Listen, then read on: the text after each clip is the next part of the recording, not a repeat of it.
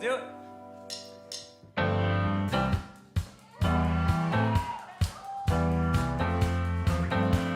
All right. Praise the God who reigns above, the God of all creation, the God of power, the God of love, the God of our salvation. He fills my soul with sweet relief and makes my faithless murmur cease. To God all praise and glory. To God all praise and glory. To God all praise and glory. To God all praise and glory. Yeah. Well, welcome back, friends. I am so glad that you've joined us again for another At the Table. I am Stefan, and I'm joined here by a great friend, a new friend, but a great friend, Sean. And Sean and I are going to have a conversation about what we've been talking about for the last couple weeks, what we're involved in the life of our church, which is generosity. What generosity looks like, and in very much, going along with our space here, what generosity feels like. We are back still at the North Carolina State Fair. I have not been here for three weeks, I promise. We've come back just a few days later to record this. But we are putting this in your attention as we think about generosity, because what generosity could feel like to us, gosh, I wonder if it could surprise us in a way that some of these things at the State Fair surprise us when we come and see it. So that's a bit of a challenge for us as we think about this season of generosity. And but first, Sean, the question I asked you just a few seconds ago to think about is what makes a Sean a Sean? Tell us about yourself. You're a new member at Front Street. Yes, I am. My wife Kelby and I just joined a couple weeks ago. We're very excited to be at Front Street. What makes Sean a Sean? I have to say first, like a deep nerdiness for theology. Nice. So I love to get in the weeds of my favorite theologian, Soren Kierkegaard. Could spend days in there, and Kelby will have to drag me out and get me to shower and eat, the basic necessities. I believe that. A second is a deep love for my family. Kelby and I just moved to Burlington a couple months ago, and we have two dogs. One's a golden doodle, another golden retriever, and the golden retriever's 5-month-old puppy, full of energy. Yes. So most of our time is consumed reining them in and watching them go wild. That's a brand new journey, and Yes. it is full of life. Yes. And then I'd say last thing, just a heart for giving. Giving in any way I can, big or small. Love serving in the community, love just having conversations with people and getting to know them. Yeah. But you've got some particularities about your life right now. So you are at Duke Divinity School. Yes, I'm in my third year at Duke. The finish line is in sight. I'll graduate in May, and then Getting ready to register for those last semester of yes, classes. that is coming up next Tuesday. So I'm thrilled to do that and jump into whatever happens after I graduate, which Yeah. still trying to figure out. Sean, you and Kelby have been together for a number of years, been married for a little over a year now. Yep. That's right. And you're North Carolina native, but you've never been to the State Fair. No, this is my first time. Oh, First no. time being at the State Fair. This is overwhelming seeing all the food. I'm just like, so many options, can't choose one. Yes. And it's trying to take it all in, all the smells, sights, and sounds. That's It's right. amazing. So generosity is what we're talking about. In fact, some of these foods make me think about generosity in some sense. What I hope from our time together, you and I, and also for our church as we talk about generosity, is that we can find a way to get up to a very high level of view of what this could look like. Because I think it's really a lot bigger of a concept, of an idea, generosity, than any of us often engage with. And so I want us to get a high level view. I think some of these sweets might help us a little bit because they're creative in such a sense that I want to participate in generosity. And so we've got these donuts here that are twice the size of a Krispy Kreme donut and yet still somehow half the weight of them. I'm sure they're not half the calories. That's not how that works. If only. That's right. And these are s'mores that are just ginormous. This one has bacon, candied bacon on top of it from La Farm. La Farm was an interesting place to learn about, as Jay was sharing as we were walking up to this place.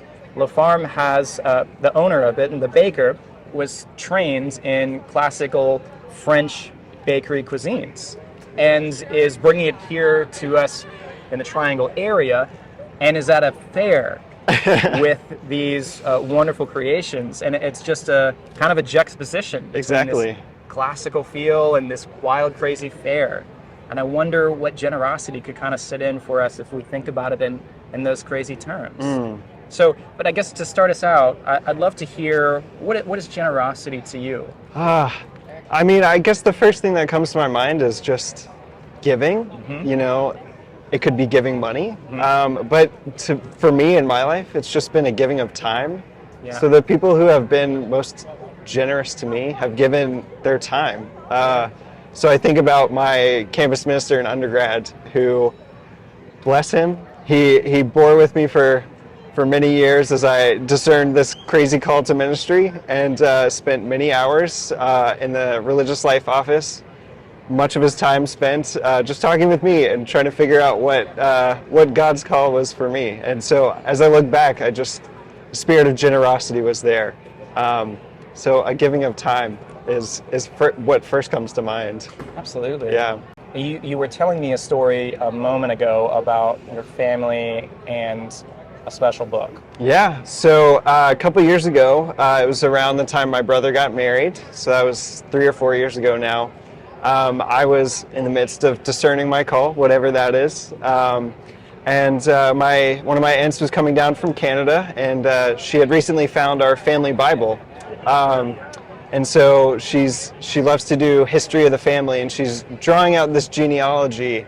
And we've come to learn that my great-grandfather was actually a local pastor in Prince Edward Island in Canada. Oh, wow. And so he taught himself how to read and write. He ended up dropping out of school to help on the family farm, but stuck with learning how to read and write and became a minister. So some of his sermons were tucked away in the pages of the family Bible. Wow. So long story short, she brings the Bible down to North Carolina, gives it to me, and I'm tasked with thumbing through this Bible and understanding the significance it had to bear on our family and now my life. Yeah. So that was just an immense generosity of surprise of this family heirloom that was passed along and has now shaped and formed me in many ways that I don't even understand.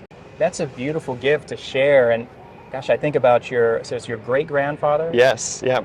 And he taught himself all of these traits in order to fulfill not just a purpose that he felt called into, but I wonder if he felt some of that generous giving would have been passed down generations to where you are now. It's an incredible thought to think about. Yeah. Just the impact of persistence and hard work and generosity to share the word of God. Yeah. It's beautiful.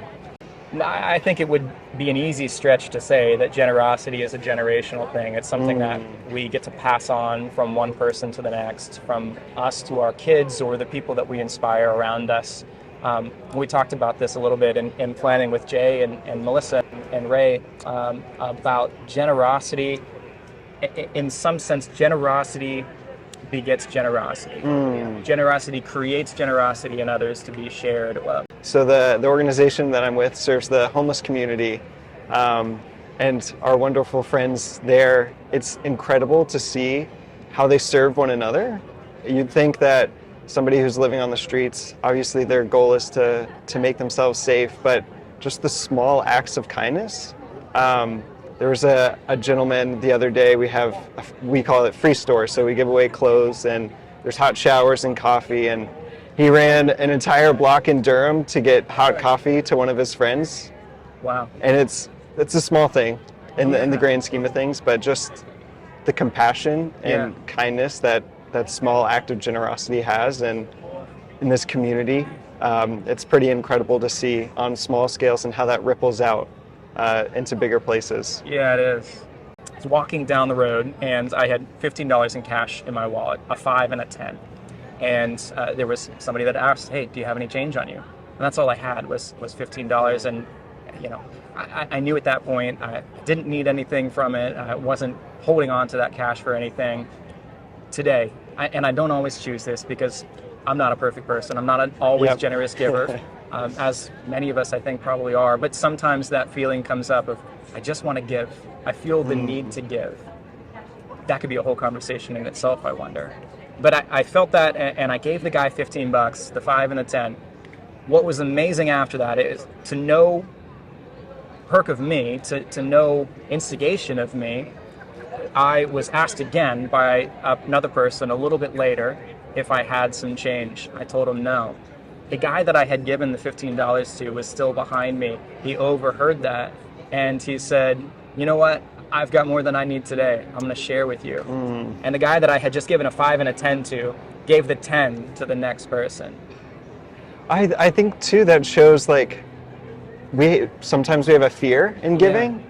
We just don't know where, in that case, where the money's going to end up. Yeah. But God is going to use small things like that in miraculous ways, and we just need to give. Now you're connecting some pretty big things. Something that we just finished up talking about in a previous series is faith.